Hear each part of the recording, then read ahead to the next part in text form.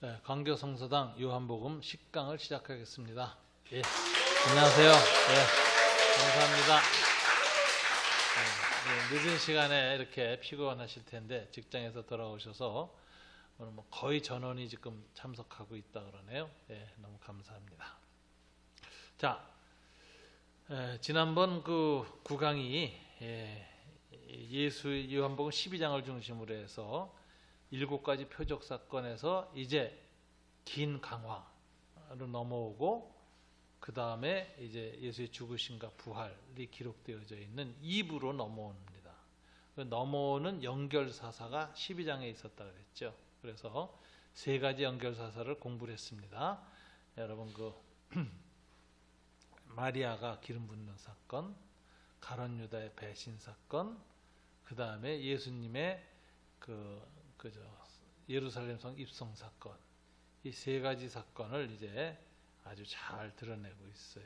그래서 이제 그 마리아가 기름 붓는 사건, 예수님의 입성 사건, 그리고 그 헬라인 강화, 이 3가지 연결 이야기가 전부 뭘 얘기하느냐? 예수님의 죽으심을 향한 시간이 작각 더 긴장감 있게 촉진되고 있는 결과로 이어지고 있습니다. 자, 그리고 이제 13장 가서는 딱 장면, 시공간이 바뀌어요. 이게 뭐냐, 이제 장면 전환이에요. 소위 말해 1부와 2부. 시간은 뭐냐, 때가 찼다라는 말로 시작하는 거예요. 13장 31절에 보니까 이 고별 강화에서 보면은 예수님이 얘기를 하죠. 그가 나가네 예수께서 이르시되 지금 인자가 영광을 받았고 하나님도 인자로 말미암아 영광을 받으셨도다. 그러면서 영광의 때가 이르렀다. 이렇게 이야기를 하고요. 고별 강화의 마지막은 17장이거든요. 17장은 마지막에 긴 기도예요. 그래서 대제사장의 기도라고 불리는 본문인데 그 17장 1절에서 보면은 예수님의 첫 기도가 아버지여 때가 이르렀사옵나이다. 아버지께 영광을 돌릴 때가 이르렀습니다. 이렇게 기도를 해요. 그러니까 이 고별의 때라는 건 뭐냐? 카이로스 타임이 들어왔는데 영광의 때다라고 고별 강화의 앞뒤를 13장부터 17장을 딱 감싸고 있습니다. 그래서 고별 강화는 영광 속에서 주님이 그 마지막 이제 가르친 거예요. 그래서 이제 이 고별 강화가 굉장히 양이 많습니다. 13장, 14장, 15장, 16장, 17장. 무려 5장이 요한복음 전체에서 고별 강화에 해당되어 있어요. 그러니까 요한복음 전체에서 7가지 표적계 이야기들보다도 더 많은 액센트와 집중력이 주어진 장이 바로 고별 강화예요. 5장이 씌워졌고 이것도 장소도 한 군데예요. 마가 다락방에서. 그래서 시공간의 이동이 나타나요. 고별 강화로 가보면 시간은 뭐예요? 영광의 때, 영광의 시간. 장소는 예루살렘이나 베다니가 아니라 어디죠? 다락방. 그러면서 마치 영화로 치자면은 클로즈업 시키는 장면 같아요. 아주 집중력 있게 이 한 시공간을 집중시켜서 여기서 예수님이 아주 깊이 있는 강화, 설교를 하시는 것. 마지막 고별 강화라는 거죠. 고별 설교라는 거죠. 그래서 모세의 고별 설교, 여호수아의 고별 설교 있지만 예수의 고별 설교가 바로 13장부터 17장에 나타난다. 이렇게 볼 수 있습니다. 그런 이제 고별 강화는 또 두 부활 사건의 중간에 있습니다. 나자로의 부활이 11장이었죠. 예수의 부활은 20장입니다. 그럼 고별 강화는 12장부터 연결사사가 있고 나서 13장, 14장, 15장, 16장, 17장, 18, 19 이거 사이에 다 나타나 있어요. 그러니까는 이 초점이 두 부활 이야기 속에 있는데 이게 왜냐면 영광 속에서 이 강화를 했다는 말하고 똑같은 게 있어요. 부활이란 두 서치라이트가 하나님의 서치라이트가 비치는 가운데에서 그 영광 가운데에 제자들에게 말을 한 거예요. 그래서 영광의 메시지라는 거죠. 거룩한 빛이 가득한 가운데 행한 다락방 강화다 이렇게 볼 수 있어요. 그리고 여기 주제는 뭐냐? 예수는 군중이나 이 바리새인들한테 전혀 관심이 없어요. 오직 누구한테만 집중하죠? 고별 강화는 청중이 제자들이야. 제자들에게만 집중해서 얘기를 해요. 그래서 이 고별 강화의 주제는 뭐냐? 예수의 마지막 제자도예요. 제자들을 향한 교훈. 여기 초점이 돼 있다. 그러면 이제 이 13장에서 이제 특별히 보면 이제 예수의 제자도가 시작되는데, 요게 이제 세 가지 이야기로 구성되어 있습니다. 이것도 이제 소위 에피톨로지, 편집적인 의도를 볼 수가 있어요. 첫째 13장 1절부터 17절은 발 씻김 행위가 나와. 예수님이 발 씻기는 행위. 두 번째는 유다의 배신 예언이 나와요. 13장 18절부터 30절. 그 다음에 사랑의 계명으로 13장 31절 38절까지로 구성되어져 있어요. 이 세 가지의 그 편집적인 구성은 마지막에 정돈하면서 보겠습니다. 첫째는 발 씻김 행위가 나타나는데 13장 1절부터 17절이에요.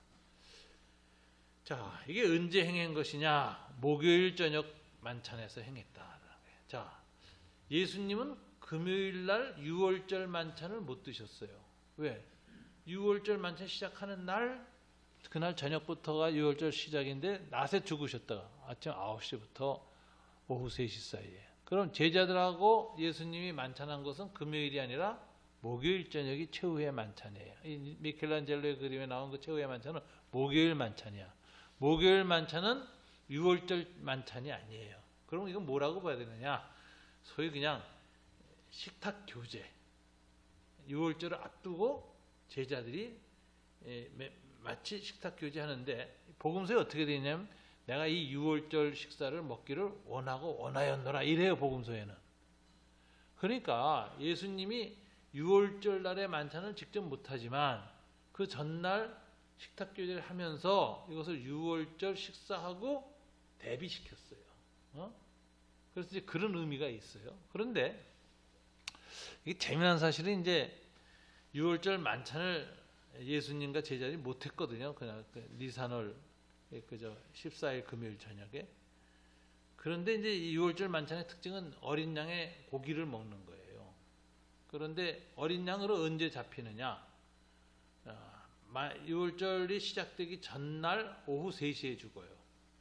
보통 다 그 양 잡는 시간이에요, 제사장들. 근데 그때에 맞춰서 예수가 죽은 걸로 요한은 묘사합니다.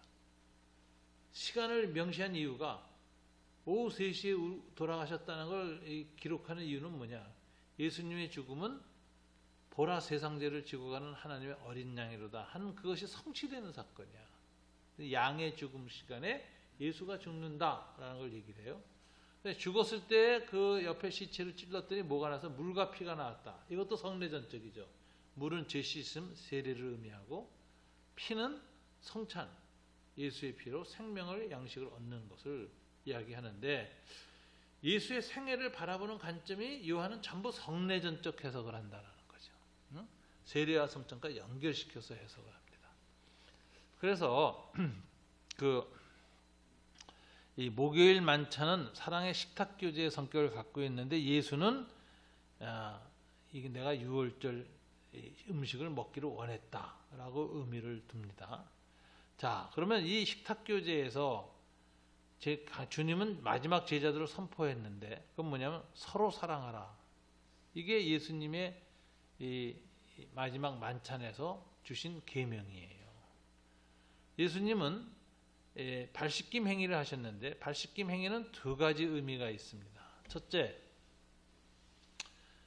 자기가 돌아가실 것을 아시고 의도적으로 행한 것이다 라고 13장 3절에서 얘기합니다. 저녁 먹는 중 예수는 아버지께로 모든 것을 자기 손에 맡기신 것과 또 자기가 하나님께로 오셨다가 하나님께로 돌아가실 것을 아시고 일어나서, 갑자기 식사를 하시던 중에 일어나서 바로 발 씻김 행위를 합니다. 자, 그러니 발 씻김 행위는 예수님의 죽으심과 연관된 행위라는 게 벌써 보여지죠. 그죠? 그것을 아시고 발 씻김 행위를 했어요. 그럼 발 씻김 행위의 의미는 정결의식이에요. 죄사함의 정결의식. 그래서 이제 베드로의 발을 씻겨주니까 베드로가 뭐라 그러죠? 이건 이제 보통 옛날 식사 예법에 의하면은 손님을 환대하는 환대 표현이 발 씻겨주는 거거든요. 그래서 이 유대인들은 돌아다닐 때 샌들 신고 다닐 때 발에 먼지가 많이 껴요. 그게 부정한 거예요. 다니면서 시체도 밟을 수 있고 사체 부스러기를 밟을 수도 있기 때문에 부정한 것이거든. 그러니까 항상 들어올 때 손도 닦지만 발을 씻겨주게 돼 있는데, 발은 주로 그 하인들이 씻겨줍니다. 그런데 주인이 나와서 씻겨줄 때가 있어요. 언제인지 아세요? 왕이 행차했거나 자기 주인이 왔을 때예요. 그래서 이건 아주 굉장한 그 겸손한 이런 것인데, 예수님이 주님이면서 또 선생이시면서 제자들의 발을 씻기셨거든요. 그러니까 이건 굉장한 환대죠. 그리고 이 제자의 죄를 정화시키는 행위란 말이에요. 그러니까 이것을 베드로가 감당을 못해요. 그래서 선생님 발을 못 씻깁니다. 그러니까 그때 주님이 뭐라고 하죠? 발 씻기의 의미를 암시하는 사건이에요. 이거 발을 씻기자면 너와 나는 아무 상관이 없다. 즉 하나님과의 그리스도의 거룩한 연합을 위해서 가장 먼저 중요한 일은 죄 사함이다. 이 사랑의 연합의 전제가 사랑이에요. 죄 사함이에요. 그리고 예수 그리스도와의 이 거룩한 사랑에 들어가고, 그리고 제자들끼리 서로 사랑하는 단계에 이르기 위한 선결 조건이 뭐냐? 성결이에요. 죄를 끼고는 사랑을 할 수가 없어. 죄가 깨끗하게 돼야만 진정한 사랑이 가능해. 이게 예수님이 본을 보이신 거예요. 죄를 씻어야 너희가 서로 사랑할 수 있고, 그리고 내가 너희를 사랑하라는 이 제자도를 너희는 받아들일 수 있다. 그래서 나와 상관이 없다 그러는 거죠. 그러니까 이제 베드로는 뭐라고 하죠? 넘치죠 또. 베드로 원래 좀 과격해요. 내 머리서부터 씻겨주세요. 이러니까 주님이 뭐라고 하냐? 너는 이미 머리서부터 이미 다 존재가 깨끗하게 됐다. 이건 뭐예요? 자기가 죽을 걸 아시고, 예수님 십자가 구속 사역가 존재를 완전히 거룩하게 할 걸 아셨어요. 그리고 너한테 앞으로도 계속 필요한 것은 계속해서 서로를 사랑하고, 제자들끼리 그리스도의 사랑에 머물기 위해서 계속해서 필요한 건 뭐예요? 날마다 발 씻는 거다. 그럼 이것을 기독교 신학에서는 컨버전과 리펜트를 해석을 합니다. 컨버전은 이 뭐라고 하느냐면 회심이라고 번역해요. 한국말로는. 그러면 단 한 번 성령에 의해서 거듭나는 사건이야. 마음이 중심이 세상과 자아를 향해서 살던 이 인간의 타락한 자아가 완전히 주님을 향해서 180도 방향을 바꾸는 것, 이게 회심이라 그래요. 이건 성령 안에서 거듭날 때 단 한 번 일어나요. 근데 회심을 한 사람이 방향을 바꿨는데도 자꾸 다시 방향을 돌이키거나 어긋날 때가 있어요. 날마다 죄의 유혹을 받아서. 그러면은 그때마다 다시 그걸 씻어야 돼요. 그건 회개라고 불러요. 영어로는 repent라 그래요. repent는 계속 반복해야 돼. 죄 지을 때마다.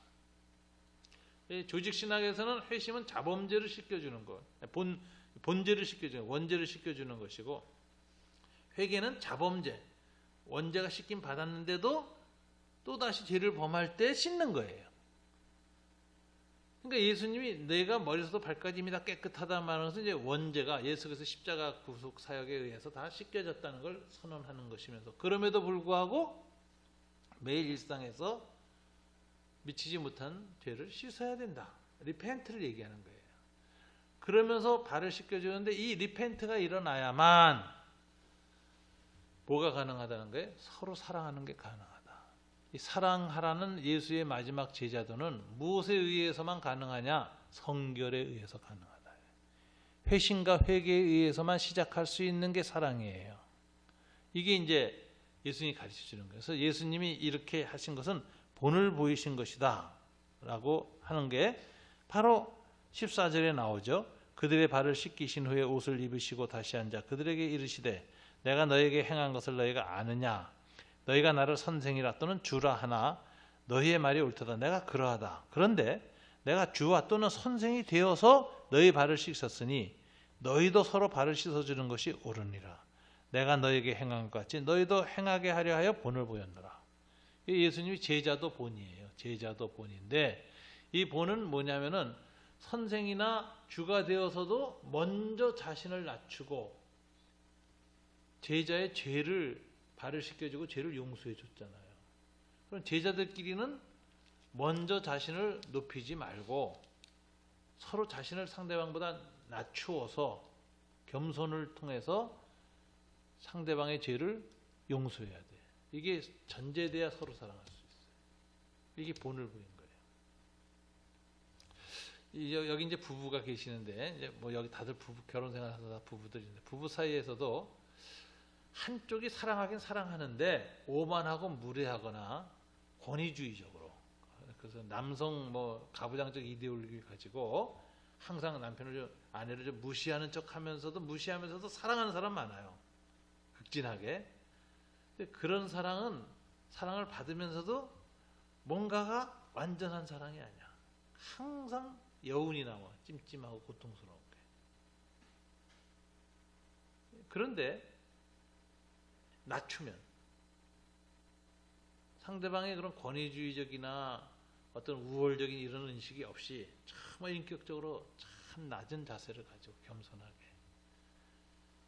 그리고서는 이 상대방의 죄를 진심으로 용서해주고 그리고 그런 용서 속에서 나오는 사랑은 완전한 사랑이에요. 내가 본을 보인 것은 어떻게 완전한 사랑이 가능한가를 본을 보인 것이다. 예수는 이렇게 얘기하는 거예요. 그래서 이 겸손과 성결 이것이 진정한 사랑의 연합으로 가는 길이다라는 거예요. 이게 없으면 여러분 용서만 가지고 그냥 사랑으로 못 갑니다. 주인이 종을 용서하는 거 가지고 충성은 받을 수 있지만 사랑으로는 못 가요.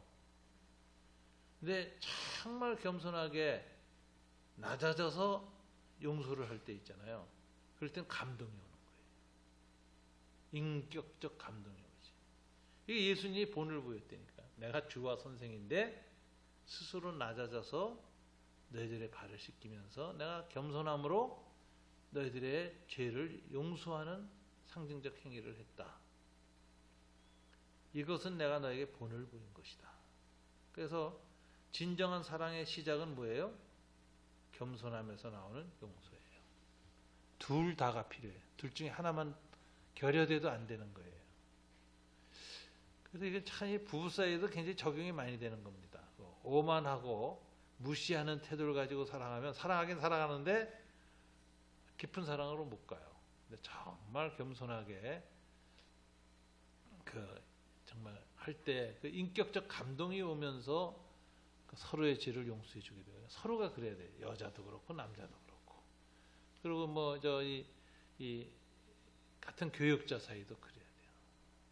서로가 낮추어서 겸손함 가운데서 최대한 서로의 허물을 용서해 줄 때 거기에 진정한 사랑이 시작되는 거거든요. 그렇게 하면서 내가 본을 보였다. 이렇게 얘기를 하는 거죠. 그래서 17절 너희가 이것을 알고 행하면 복이 있으리라.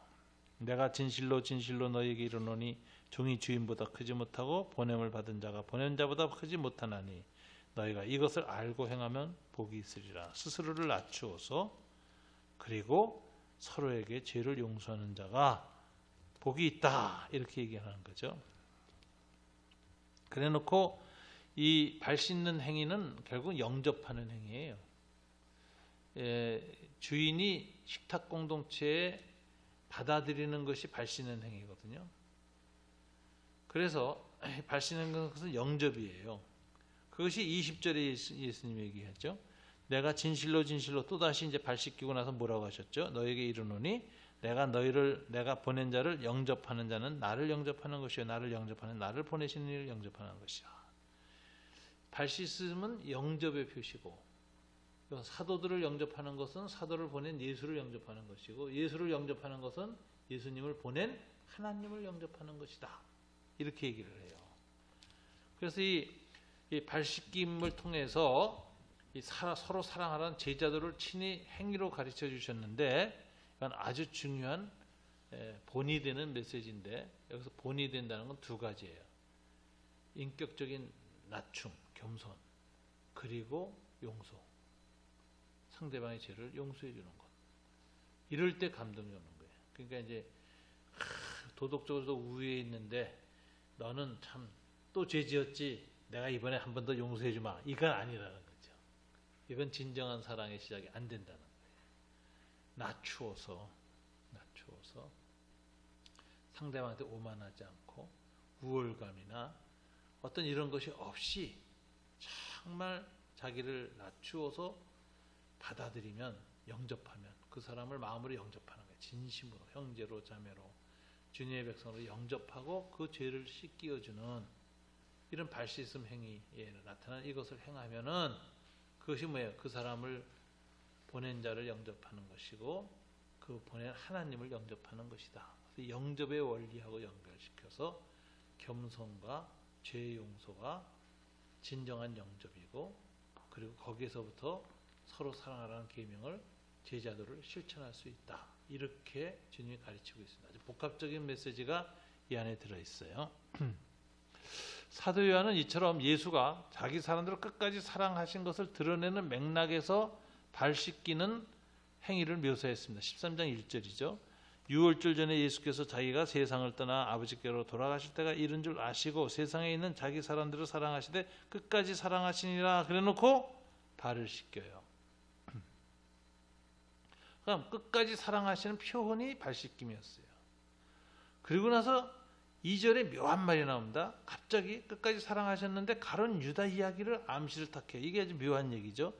마귀가 벌써 시몬의 아들 가룟 유다의 마음에 예수를 팔려는 생각을 넣었더라. 이걸 기록해놓고 예수님이 발 씻음을 시작하거든요. 13장 3절에 보니까. 이건 무슨 소리냐면은 사랑의 근원이신 예수님의 빛하고 예수님이 사랑의 빛을 계속 끝까지 드러내시는데 반하여 더욱 어두운 존재가 배신의 어두움 속에 있는 가룟 유다예요. 사탄의 어두움이 이렇게 딱 대비돼서 시작합니다. 이런 것도 굉장히 독특한 것이고 나중에 이제 가룟 유다 배신장에 보면 배신하고 떠나는 가룟 유다는 뭐냐면 저가 나가니 밤이러라 이렇게 밤이라고 묘사해요. 영원히 어둠의 끝으로 가는 모습을 보여주고 있어요. 자, 가룟 유다의 배신 예언이 13장 18절부터 31절에 나오는데 이거 뭐냐면 가룟 유다는 왜 배신했을까요? 예수님이 어떻게 해석할까요?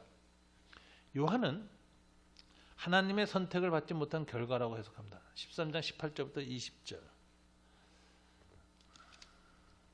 자, 내가 너희 모두를 가리켜 말하는 것이 아니니라. 나는 내가 택한 자들이 누구인지 아니라. 그러나 내 떡을 먹는 자가 내게 발꿈치를 들었다는 성경을 응하게 하려는 것이니라. 지금부터 일이 일어나기 전에 미리 너희에게 일러두면 일어날 때에 내가 그인 줄 너희가 믿게 하렴이라. 내가 진실로 너희에게 이르니 내가 보낸 자를 영접하는 자는 나를 영접하는 것이요 나를 영접하는 자는 나를 보내신 이를 영접하는 것이야. 여기서 가룟 유다가 왜 배신하게 됐는가를 암시합니다. 뭐라고 하죠? 내가 택한 자들은 배신을 안 하는데 가룟 유다는 택함 받지 못한 자고 그 상태 속에서 그는 뭐예요? 예수를 영접하지 않았다는 거예요. 예수를 마음에 영접하지 않은 즉 거듭나지 아니한 사람이 가룟 유다다. 12제자 중에 한 사람. 이걸 예수님이 얘기를 해요. 그러니까 이 가룟 유다의 배신은 이제 여러 가지 상황이 이제 여기서 순서대로 주어지는데 첫째는 하나님의 택함을 받지 못한 자라고 언급이 나오고 두 번째는 가룟 유다가 택함을 받지 못한 가룟 유다는 예수를 영접하지 않았다. 영접하지 않은 상태에 있는 것이다. 이렇게 얘기를 해요. 예수를 주로 구원자로 영접을 안 했어요. 그랬는데 그때 무슨 일이 시작되느냐? 가룟 유다가 마음속에서 예수를 팔려는 생각을 하고 있다. 생각을 집어넣었다라는 것이. 자, 2절. 마귀가 벌써라 그러죠. 시몬의 아들 가룟 유다의 마음에 예수를 팔려는 생각을 넣었더라. 이미 이 다락방에 오기 전에 가룟 유다는 예수를 팔아 넘기는 생각을 이미 가졌어요. 그러니까 이 가룟 유다 인격의 지적인 부분에 마귀의 영향력이 지금 들어가고 있었어요. 예수 배신에 관한 그런 상태에 있었는데 이 가룟 유다에 대한 이 표현에 보면은 원래 요한은 이 가룟 유다가 이 인격 속에 마귀가 이미 내재해 있다라는 표현을 그 전에 미리 합니다. 그게 어디냐 6장 64절에 나오고 70절에 나와요. 이 앞에 예수님이 제자들을 선택할 때 본문이죠. 6장 64절에 뭐라고 나오느냐 이렇게 돼 있어요. 그러나 너희 중에 믿지 아니하는 자들이 있느니라 하시니 이는 예수께서 믿지 아니하는 자들이 누구며 자기를 팔 자가 누구인지 처음부터 아심이라. 그리고서는 70절에 가서는 또 뭐냐? 예수께서 대답하시되 내가 너희 12를 택하지 아니하였느냐? 그러나 너희 중에 한 사람은 마귀니라. 그러니까 예수님은 이 가룟 유다를 선택할 때부터 제자들 가운데 자기를 영접하지 않았고 하나님의 택함을 받지 않아서 이미 마귀가 그 사람 속에 내재해 있는 사람을 자기 제자로 받았어요. 이게 왜 제자로 받았을까요? 알면서 그걸 통해서 자기가 십자가 못 박혀 죽는 일이 성취될 것을, 그 예언이 성취될 것을, 내 떡을 먹는 자가 내게 발꿈치를 들었다는 성경 예언이 가룟 유다를 통해서 이루어질 것을 아시고 받아들이신 거예요. 그러니까 제자로 선택할 때 이미 십자가의 죽음을 받아들이신 거예요. 그래서 재미난 사실은 예수님이 밤샘 기도하는 게 딱 본문에 2번 나옵니다. 12사도 택하는 날 밤새고 기도했다고 누가복음에 기록되어 있어요. 그 다음에 십자가에서 잡혀있기 전날 겟세마네 동산에 밤을 새십니다. 둘 다 공통 맥락이 있죠. 자기의 죽음을 받아들이는 행위예요. 그래서 기도하시면서 아버지 뜻을 받아들여요. 자기 죽음을 스스로 수용해요. 그래서 밤새 기도하세요. 근데 그것이 가룟 유다를 받아들이는 거예요. 가룟 유다가 처음부터 마귀가 그 인격 속에 내재되어 있고 자기를 팔자이고 하나님을 배신하고 자기를 영접하지 않는 자라는 것, 택함을 받지 않는 자라는 걸 아시고도 12제자 가운데 받아들였다. 이런 기절이 나오는 거예요. 요 신학적 맥락은 그런 식으로 이해하시고. 그런데 이 가룟 유다가 언제부터 예수를 8년 더 깊어졌느냐? 6월절 전후로 해서 그 이미 8년생에 들어갔다. 13장 2절에서 얘기를 하죠. 그런데 언제 결정적으로 사탄이 그 인격 속에 들어가서 생각뿐이 아니라 감정과 의지까지 완전히 휘어잡아서 마귀의 어떤 그 사역을 하도록 인격적으로 결단 내리느냐? 그것은 예수님이 떡 한 조각을 주면서 미리 예언하죠. 내 떡을 받는 자가 나를 팔 것이다. 누굽니까? 그거 다 누르는데 예수님이 떡을 한 사람한테 주는 게 아니라 모든 제자는 다 떼어줘요. 굉장히 의도적이에요. 못 알아채게 하는 거예요. 제자들이. 그리고 받는 사람 가룟 유다만 알아채게 한 거예요.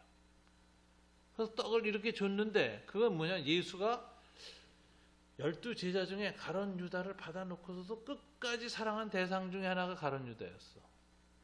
이게 무슨 소리냐? 가룟 유다의 배신을 알고도 가룟 유다가 그 인격으로 마귀의 유혹을 끝까지 뿌리치기를 기다리시고 또 그 기회를 줘요.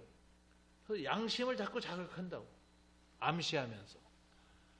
그러면서 떡을 줬는데 그 마지막 예수의 가룟 유다에 대한 사랑과 연민을 거부하고 그 떡을 받아먹고 바로 결행하러 나가서 나가버리니까 그때 나갈 때 상황을 뭐라고 표현하고 있습니까? 오늘 본문에 어째요? 내가 떡 한 조각 가져다 주는 자가 그니라 하니까 하시고 떡 한 조각을 적셔서 가룟 시몬의 아들 유다에게 주니라. 그러니까 27절에 이렇게 돼 있어요. 조각을 받은 후 곧 사탄이 그 속에 들어간지라. 이렇게 돼 있잖아요. 그러니까 인격적으로 확실하게 들어가서 지정이라는 전인격을 장악한 것은 언제예요? 예수의 마지막 회개에 대한 요청을 거부했을 때예요. 그리고 나가니 곧 밤이로라. 이렇게 되는 거죠. 그럼 여기서 이제 예수의 그 사랑이라는 것이 끝까지 제가 사랑하시는 것이 2가지입니다. 나머지 11제자는 어떻게 했죠? 예수님이 그들의 죄를 씻겨주시면서 섬기시면서 서로 사랑하도록 계속 동기를 부여했고 그 다음에 하나님의 사람이 아닌 택함에서 제외됐고 예수를 영접하지도 않고 그 다음에 처음부터 예수의 제자에 들어올 때부터 마귀에게 그 인격이 내재화된 상태에서 들어와가지고 지금 현재 예수를 팔려는 생각만 골똘히 하고 있는 떡 먹으면서 그 생각만 하고 있는 가룟 유다와 그리고 가룟 유다한테 마지막으로 이 떡을 먹는 자가 나를 팔 것이다 라고 마음에 찔리는 말을 하면서 건네주는데도 그걸 거절하고 받아먹고 나가서 귀신이 딱 들어가 버린 상태까지 예수님의 가룟 유다에 대한 사랑은 끝까지 뭐로 나타났죠? 연민으로 나타나요. 죄인에 대한 연민으로. 그래서 우리가 이 기독교인들이 사랑을 나타내는 2가지 방식. 같은 예수 믿는 사람끼리는 겸손하게 상대방을 나보다 낮게 여기고 내가 겸손한 자세에서 상대방의 죄를 용서해 주는 것이 사랑의 시작이에요. 그리고 그게 사랑하는 자세예요. 그 다음에 안 믿는 사람한테는 어떻게 해야 되죠? 그들의 죄 짓는 행동에 대해서 끊임없는 연민을 갖는 거예요. 분노해서 저 쳐 죽일 놈 하는 것보다 어쩌자고 저렇게 마귀의 영향력과 역사에서 못 벗어나고 저렇게 마귀 행동을 하는 삶을 살까에 대한 끊임없는 연민과 돌이킬 기회를 자꾸 제공하는 것, 이것이 예수님이 제자들을 끝까지 사랑하시니라 라는 포괄적인 말 속에 들어있는 두 가지 태도입니다. 그러니까 예수의 이 제자 사랑의 두 측면이 나왔어요. 베드로와 그 다음에 가룟 유다가 대비되죠. 이것이 이제 그래서 이제 이 복음서 전체에서 베드로는 사단에게 밀가루도 시험을 당하는 자로 예수님 묘사하면서 예수를 3번 부인하게 되는데, 그때 주님은 내가 너를 위해서 기도했다 그러면서 떨어지지 않게 했다. 그래서 이제 베드로가 회개하게 되는 내용이 나오고, 가룟 유다는 오늘 본문에 보면 마귀가 들어갔다, 마귀가 인격 그 자체가 동일시되어져 있습니다. 그래서 가룟 유다는 완전히 마귀의 인격화가 그 내면에 이루어진 존재다라고 봐요. 베드로는 사탄의 유혹과 충동에 흔들린 사람인데 비하여 가룟 유다는 그렇다. 둘 다 예수에 대해서 이렇게 흔들린 이유가 뭘까요? 사실은 그 당시에 예수에 대한 메시아 인식이 정치적 메시아의 유혹이 마귀의 유혹이었어요. 광야에서. 그리고 오병이어를 먹은 군중 가운데 그 유혹이 또 드러나서 우리의 왕이 되소서. 예루살렘 성에 들어갈 때 호산나 다윗의 이름으로 오시니요라고 하는 종려나무 사건에서 더 강한 목소리가 나왔어요.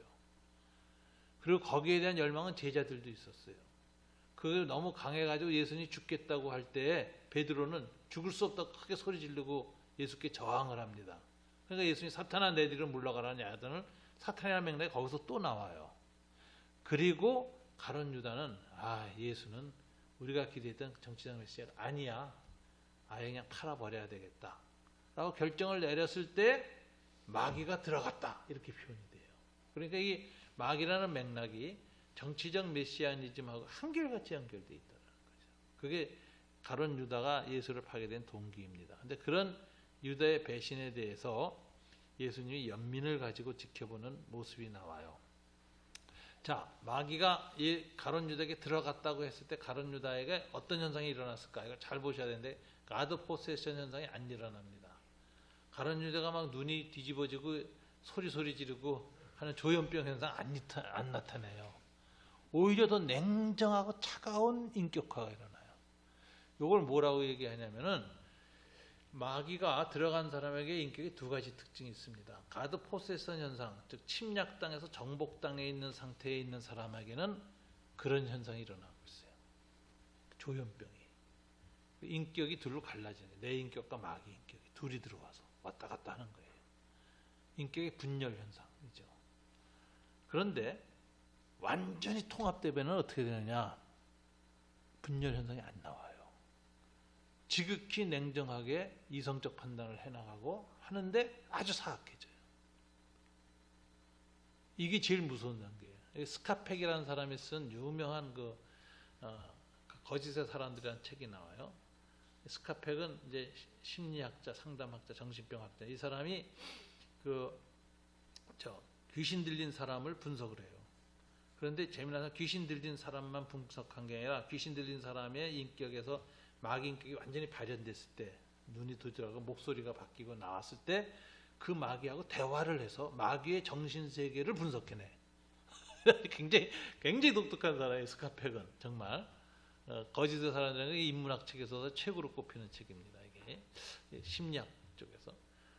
그래서 이중 분석에 성공했다는 거 아니에요. 귀신 들린 사람의 원래의 정신을 분석하고 그 속에 들어가 있는 이중인격, 마귀의 인격의 내면을 또 분석하는 데 성공했어요. 그래서 이중 분석에 성공한 책인데 거기 보면 무슨 얘기가 나오냐면 마귀가 왜 마귀가 됐을까요? 마귀는 원래 하나님의 천사장이었고 능력이나 아름다움이 피조물 중에 최고였어요. 근데 마귀는 자기 나르시시즘에 빠져요. 내가 가장 아름답고 가장 전능하다는 착각에 빠져요. 그래서 하나님을 인정을 못해. 나보다 더 전능하고 더 아름다운 계시다는 걸. 그 인정하지 못함 때문에 하나님께 반역을 해요. 그래서 마귀가 반역한 심리적 동기를 스카펙은 분석했는데 나르시시즘이다 이렇게 얘기를 해요. 나르시스는 시라 신화에 나오죠. 물에 비친 자기 모습이 너무 아름다워서 자기한테 황홀할 상태에 빠져있다 죽은 거예요. 마귀의 특징은 그거라는 거예요. 자기 영광.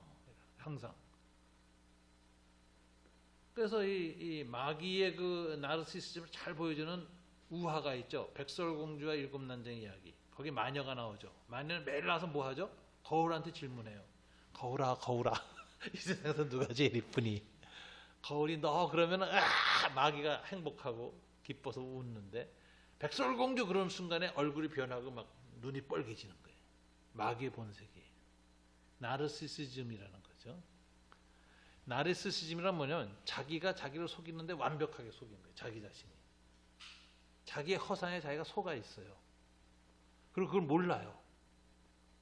자기 환상과 자기가 구분이 안 돼. 이게 나르시스트의 특징이에요. 그래서 이 자기 만족을 위해서 자기 영광을 위해서 뭐든지 할 수 있는 게 소시오패스나 사이코패스들이 대부분 그런 상태로 가요. 그게 악마적이 되는 게 그거예요. 그래가지고 인격이 완전히 악마하고 일치되는 단계가 이 나르시시즘이에요. 굉장히 무서운 거거든요. 그래서 그 스카펙은 그런 얘기를 합니다. 어느 부모를 만났어요. 백인 남녀 부부였는데 굉장히 유능하고 똑똑하고 뭐 변호사, 의사 막 이런 사람들이에요. 화이트 칼라고. 근데 이 사람들의 특징에서 나타난 건 두 사람이 다 나르시시즘에 잡혀 있어. 아내는 아내. 그래서 두 사람 사이가 끊임없이 서로가 교만하고 양보를 안 해. 그리고 서로가 서로에게 인정을 안 해주면 뒤집어져. 그러니까 둘 다 굉장히 인격적이고 자아중심적이고 이기적인 인격이에요. 그리고 그 자녀들은 굉장한 고통을 받아. 자녀들도 다 자기 만족을 위한 희생물에 불과해. 그런 가족을 상대하면서 스카펙 박사가 그러더라고. 마귀의 나르시시즘이 강화된 인간들. 이게 마귀의 인격이 된 거라는 거예요. 그리고 현대 문명은 나르시시즘이 폭발하는 문명이래요. 왜? 너튜브. 전부 자기 영상을 갖고 자기가 화장하고 옷을 갖고 허위 영상을 만들고 그것을 파생하면서 그걸 자기가 동일시해. 그래서 나르시시즘이 문화적으로 전 세계적으로 지금 팽배하고 있다는 거예요. 그래서 그런 환자가 굉장히 많대. 자기와 자기의 허상 사이로 구분을 못한다. 그다음에 특별히 목사들이 그 병에 많이 걸린다. 왜? 강단에서 다윗 이야기를 하면서 다윗과 자기가 동일시돼요. 성령의 순식간으로 감동을 줄 때 그렇게 되거든요. 그럼 그건 강당에서만 일어나는 일인데 내려와서도 그게 안 벗어나. 그래서 문 밖에 서서 여전히 다윗이야. 그래서 목사가 조다윗이라고 이름을 바꾸고 대통령이 되려고 했어요. 그 얘기 아시죠? 돌아가신 분. 폴 조였는데 어느 날 데이비드 조로 이름을 바꿨어요. 그리고 대통령 출마하려고 했다고. 이게 나르시시즘의 대표적인 일이에요. 그래서 목사가 강단에서 성경의 인물하고 동일시되는 성령의 감동을 받는 건 그건 강단에서고 내려와서는 즉시 평상인으로 돌아가야 돼. 그게 안 되는 게 뭐죠? 연극이 끝났는데 여전히 왕이야. 집에 가서도. 그런 거 환자야. 환자야, 환자. 목사들이 그렇게 되기 쉽다는 거예요. 교회에서 강단에서의 자아와 일상으로 돌아간 자아 사이가 구분이 안 되는 사람은 환자야, 정신병자. 그런 사람들은 자기가 특별한 사람으로 교인들한테 보여지길 원해요. 그래서 외식을 하는 거예요. 바리새인들이. 더 거룩한 척, 거룩한 사람으로 인정받으려는 욕구가 굉장히 강하고 믿음이 특별히 좋은 사람으로 목사가 인정받고 싶은 욕구가 강해요. 이게 나르시시즘이에요. 마귀한테 걸리는 거예요. 그래서 나르시시즘에 걸리는 것은 많은 사람의 시선에 주목을 받는 사람이 제일 위험해. 그래서 저 목사들, 그다음에 가수들, 무대에 쓰는 사람들, 평신도들 가운데 교회에서는 지휘자가 제일 위험해. 목사 다음으로. 청중의 중심에 서 있기 때문에. 이게 가만히 보면 이 스카펙 박사는 오늘날은 마귀의 인격이 엄청나게 재생산되는 문화다. 나르시시즘 컬처라고 말했어요. 굉장히 생각해 볼 만한 거예요. 그러니까 이게 마귀가 된 이유는 나르시시즘인데 그 증후의 정신병을 앓는 수많은 사람들이 주변에 끊어요. 끊임없이 자기가 생각하는 자기의 기준을 누가 맞춰주면 굉장히 기분이 좋고 안 맞춰주면 분노하는 사람들 너무 많아요. 거울이 너다라고 안 하면 이빨이 나오고 눈이 빨개지고 거울을 깨는 미친 인간들이 이 세상에 너무 많아요. 부부 사이도 그렇고. 그래서 인정받고 싶은 욕구가 지나치면은 나르시시즘이 됩니다. 예수님처럼 하나님의 아들이지만 인정받지 않아주고 십자가에 매달아도 그것을 받아들이는 것, 이게 주님을 닮는 거거든. 그래서 이제 이 나르시시즘, 인정받고 싶은 욕구를 극복해 나가는 영성, 이게 얼마나 중요한지 말이에요. 가룟 유다는 바로 거기 빠졌어요. 자기 판단이 최고야. 예수의 생각이 아무것도 중요하지 않아. 내가 이미 예수가 메시아가 아니라 결론 내렸으면 된 거야. 그걸 팔아먹으면 돼. 이 무서운 자기중심성. 이런 거죠. 자, 이것을 아주 명백하게 묘사합니다. 그리고 13장 31절부터 38절. 가룟 유다의 배신 예언을 앞뒤로 감싸고 있는 게 뭐냐? 너희가 서로 사랑하라는 메시지죠. 가룟 유다의 배신 사건은 앞부분에서 뭐예요? 발 씻음 사건. 뒷부분은 새 계명이에요. 저희가 서로 사랑하라. 그래서 13장 31절에 보면 가룟 유다가 다락방을 나가자마자 예수는 인자의 영광을 선포합니다. 31절에 이제 영광이 도래했다.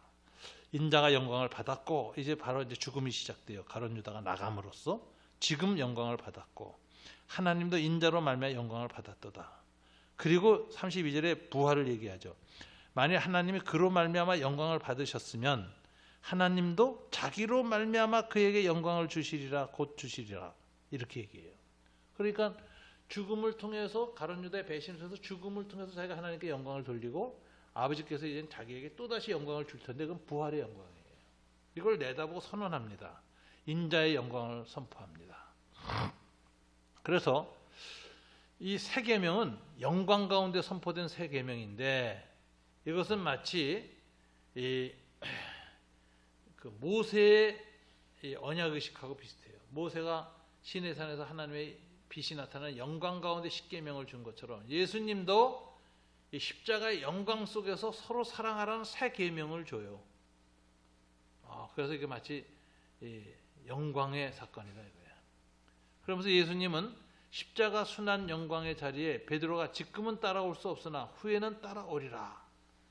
베드로가 주님을 나는 쫓겠습니다 그랬더니 너는 지금은 쫓아올 수 없으나 후에는 따라오리라 하는 묘한 말을 합니다. 바로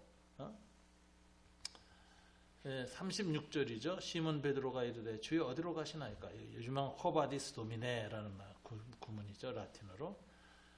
예수께서 대답하시되 내가 가는 곳에 내가 지금은 따라올 수 없으나 후에는 따라라. 지금은 후에는. 예수님의 뒤를 따르는 것은 하나님의 때가 있는 것이고 때에 맞춰 성취되는 것이니까 제자들은 뭐예요? 하나님의 때에까지 쫓아가는 거예요. 계속해서.